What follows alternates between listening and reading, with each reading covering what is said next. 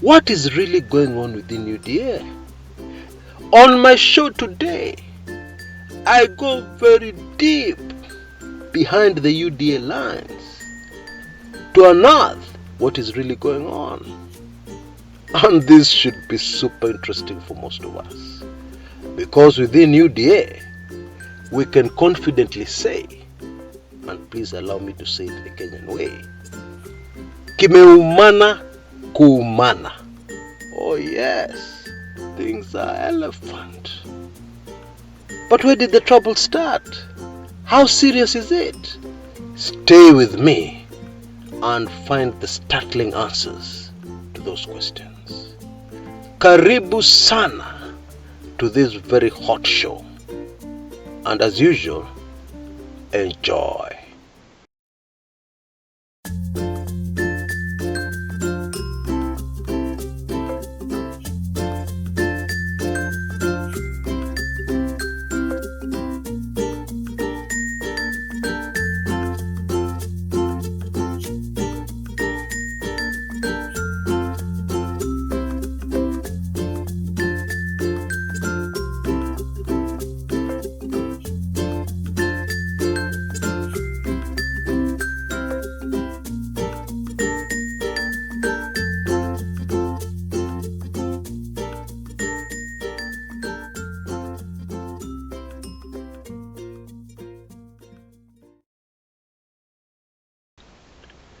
There is no denying that the UDA party of a few months ago is not the same UDA party of today.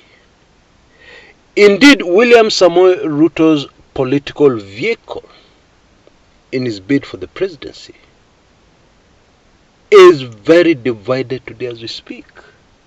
There are serious problems within this political outfit. And there are many political observers who believe that UDA problems only started with the unveiling of the Kenya Kwanza Deputy Presidential Candidate. Of course, we're talking about Rigathi Gachagua, which everybody knows caused very serious divisions and misunderstanding within UDA. Actually, that is not factually correct, because the truth of the matter is that the current issues within UDA started a long time ago, much earlier than the Gachagua issue.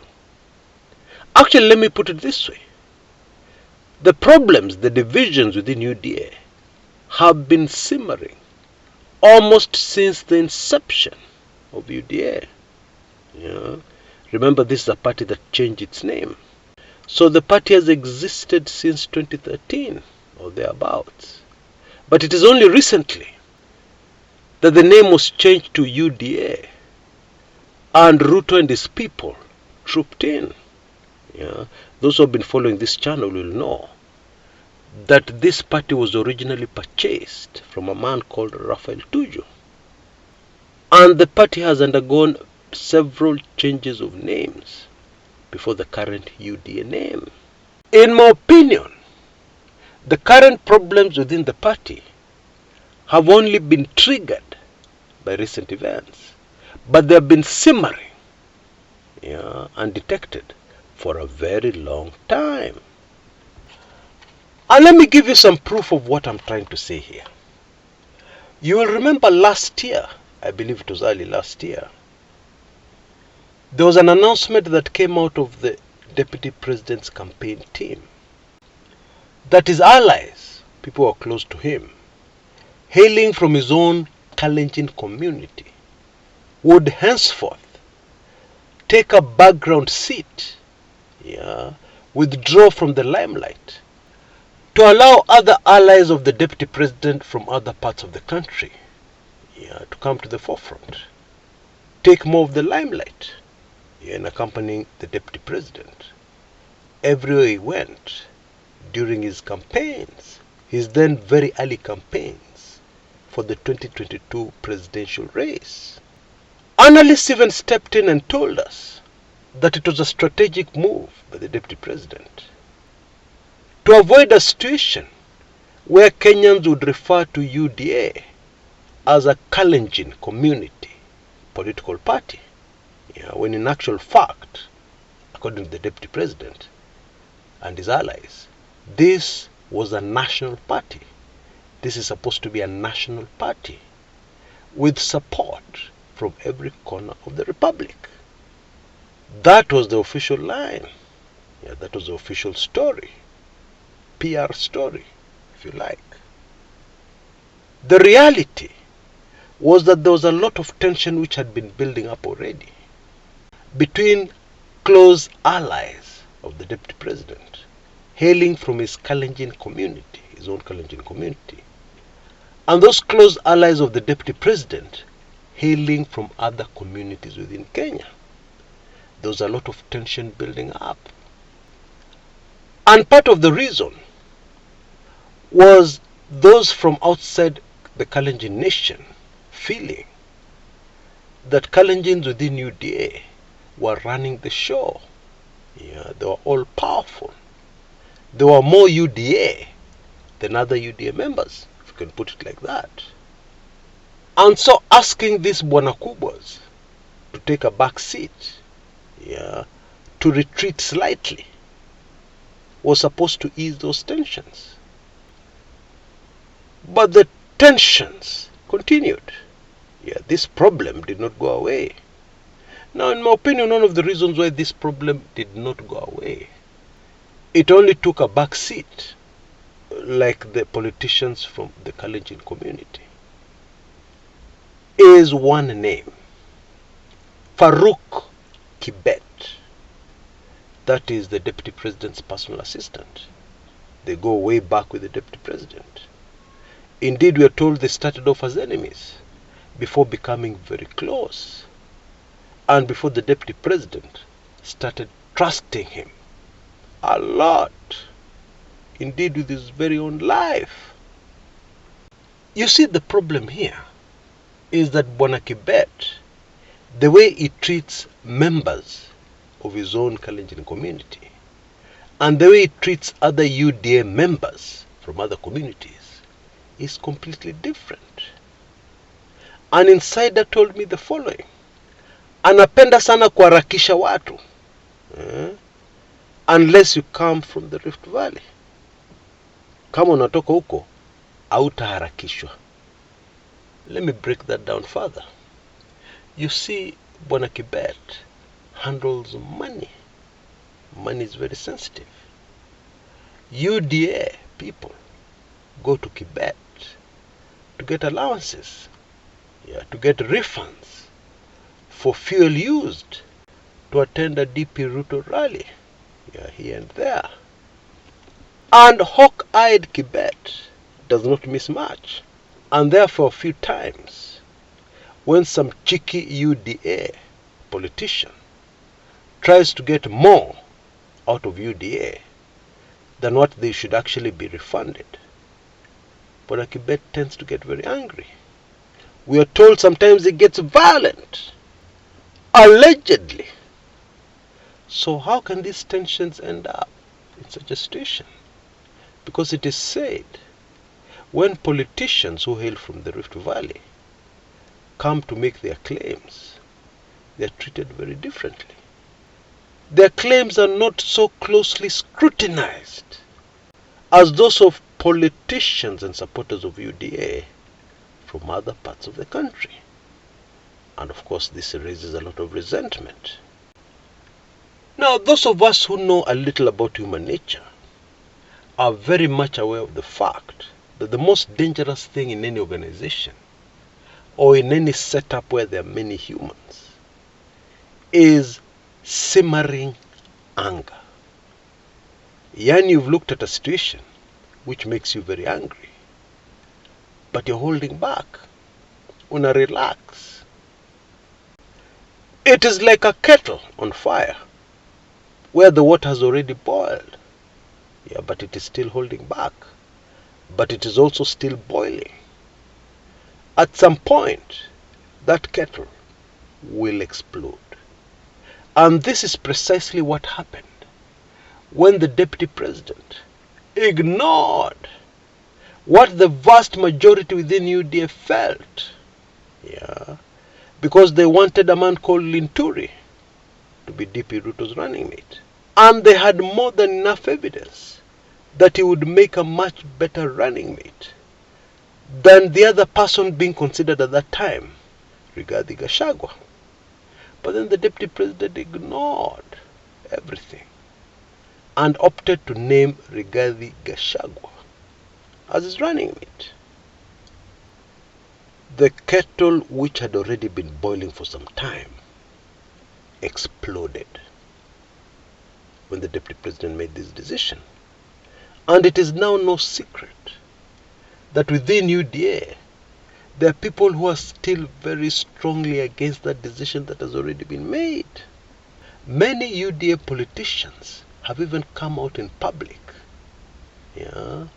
and said that it was a wrong decision, openly in public, which of course is defiance against their boss, William Samoei Ruto. Now you'll excuse me, but I can't help saying that what goes around comes around, because this situation sounds very familiar. There was a time when the boss of UDA, the Deputy President himself, exploded against his boss, President Uhuru Kenyatta. Yeah, this was after the handshake. And there are many similarities here. For example, many Kenyans don't know, but there were many other issues simmering before the handshake between President Uhuru Kenyatta and Raila Odinga happened, which was the last straw for the Deputy President. Now, I've said this before on this channel. Spiritual laws are such that you cannot under any circumstances defy your authority and expect to get away with it. No way. What happens immediately is that when you rebel against your boss, those who are under you will also end up rebelling against you. So if you work, for example, in this company, you have an authority who is your boss, and you rebel against your boss, one day when you're sitting at home, that son of yours will tell you, Buda, kwani ni nini unaniambia? Sitaki. Buda hapana. Hiyo hapana. That is young people's language these days. Your own people will rebel against you. Some people would say karma is a bitch, but that's really what it is.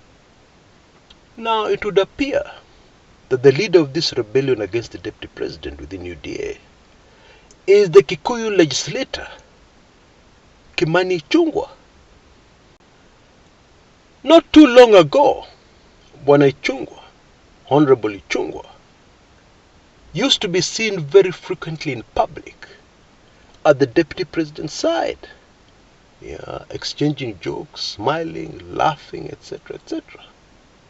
Now it is a very long time since such a photograph was taken of Ichungwa and his boss. Indeed, it is a very long time since Kenyans were able to see that picture of the two together at any meeting. Even as the Deputy President's campaigns intensify countrywide, Ichungwa is usually missing in action. And is not the only one missing these days from the Deputy President's entourage. There are many other faces that were very common that we no longer see. Now, we know that Bwana Ichungwa was very strongly opposed to the nomination of Rigathi Gachagua as the Deputy President's running mate for the presidential race this August. However, information reaching me recently seems to suggest that there was something else that happened after that. Probably some kind of backlash against this open revolt that was coming in from Ichungwa. And of course this backlash came in from the Kalenjin wing of UDA. And you can guess the kind of resentment it has caused well beyond the Kikuyu legislator. Many other people are not happy within UDA. Many other people within UDA have decided to take a back seat. Now the super fascinating thing here, which is fascinating but should also not surprise anybody, is the fact that the Deputy President does not seem to have been affected by all this. Feathers have not been ruffled at all. He is probably saying to himself, sasa hizi vifaranga vya kompyuta ambaye mimi niliweka hapo mimi mwenyewe zinajaribu kunionyesha nini? What are they trying to show me? And they would never have been elected had it not been for me. What can they do? What can they show me? Something like that. Which brings us to the other major cause of what we are seeing within UDA. You see, there's something that has happened in Kenyan politics that is unprecedented.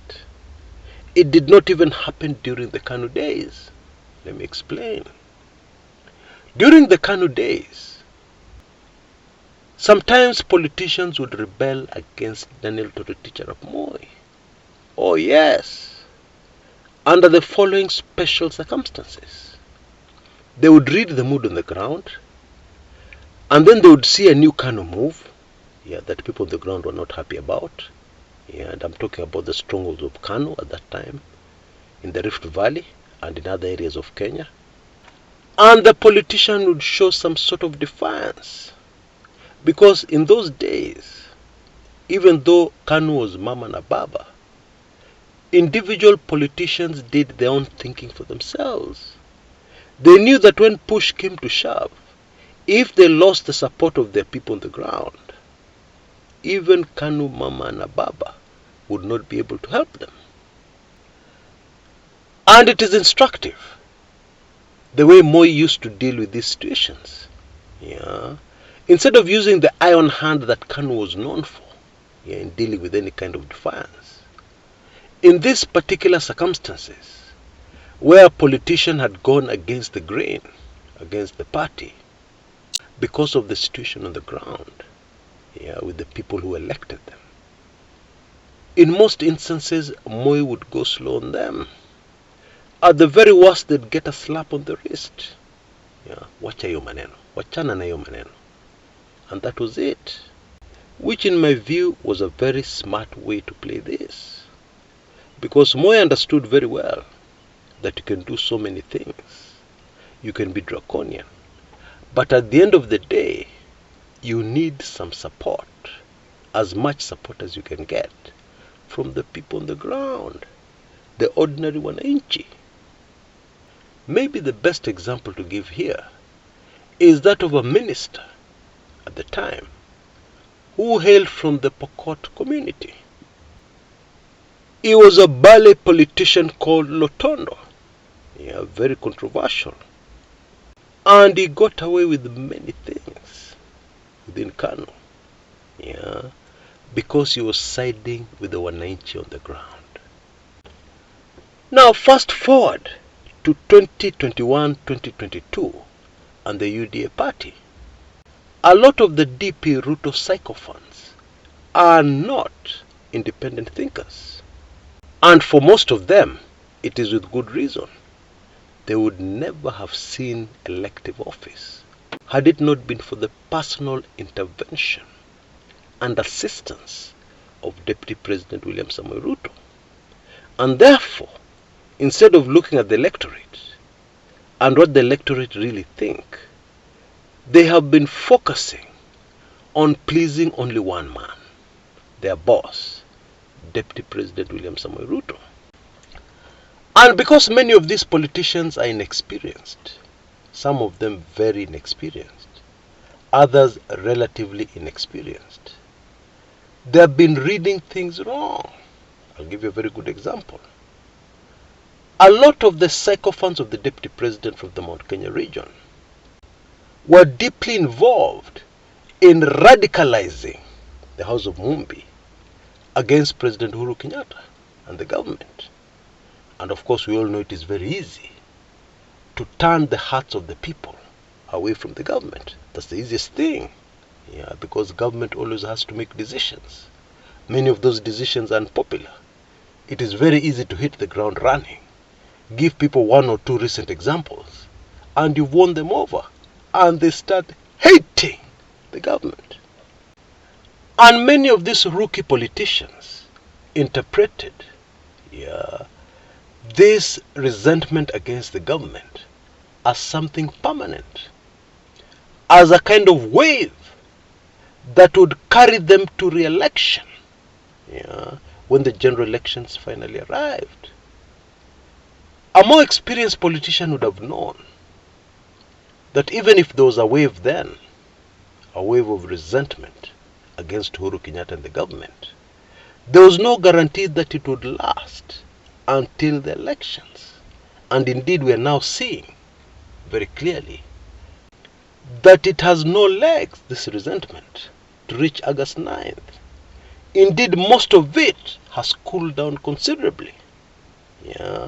Even before Martha Karua was nominated by Raila Odinga as his running mate and Deputy President designate. A more experienced politician would have known that the Mount Kenya region cannot be read just like that, so quickly. Like a small wave comes along and you assume that the Mount Kenya region has turned forever. A more experienced politician would have been able to see that. But not this inexperienced vifaranga via computer. They didn't see it coming. And the result is that now there are a lot of these UDA politicians who are extremely worried. The wave they were relying on to carry them through to re-election, get them back into elective office after August 9th, has turned out to be a mirage. Many of them realize now that they are going home. Wanaenda nyumbani. Wapende, wasipende. And even the Deputy President cannot save them. Indeed, in many instances, the Deputy President has moved on to other fish in the pond that will assist him to get him where he wants to go. I will give you a very good example. Western Kenya. Where are people like Waluke today? He was a very firm supporter of the Deputy President at one point. People were sure that Waluke would never, ever desert the Deputy President. But what has happened today? The Deputy President has moved on to other bigwigs in Western Kenya, like Musalia Mudavadi, Moses Wetangula, Malala. Although the Malala case is a bit tricky. That's probably not a good example to give. Because Malala akona shida nyingi. Akona shida nyingi sana. Anyway. But what I find even more fascinating is the fact that other people, non-politicians, who are very close to the Deputy President, are now murmuring against their boss. A very good example is a man called Dennis Olaitumbi. We know that he's one of the characters within UDA who are very uncomfortable with the choice of Rigathi Gachagua as Ruto's running mate. He's one of the people who believe this was a big mistake, that the Deputy President's presidential campaign may never recover from. When you put all these factors together, you quickly realize that deep inside UDA, kimeumana kuumana. That's the truth. Things are thick.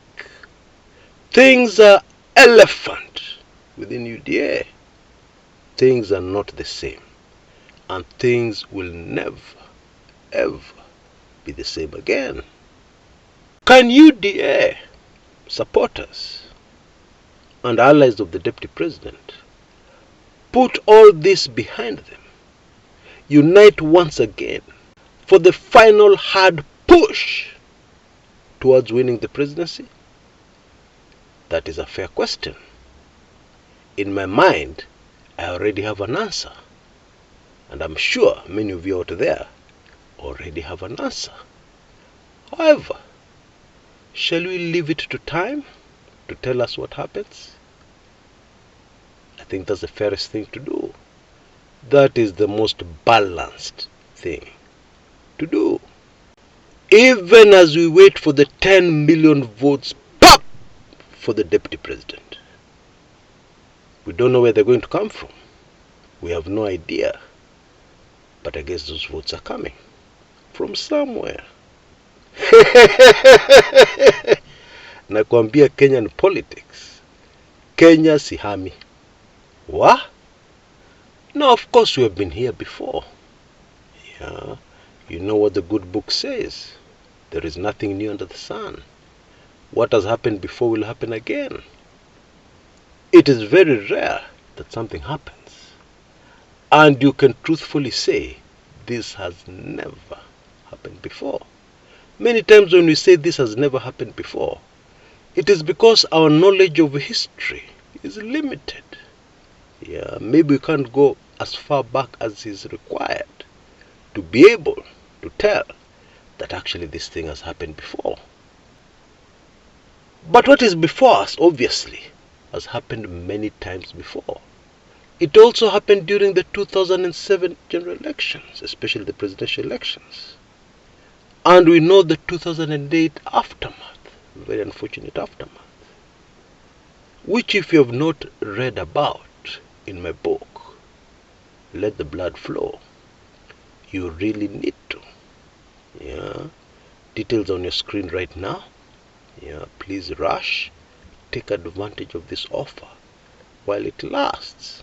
Yeah, because it's only being delayed by the release of the video version.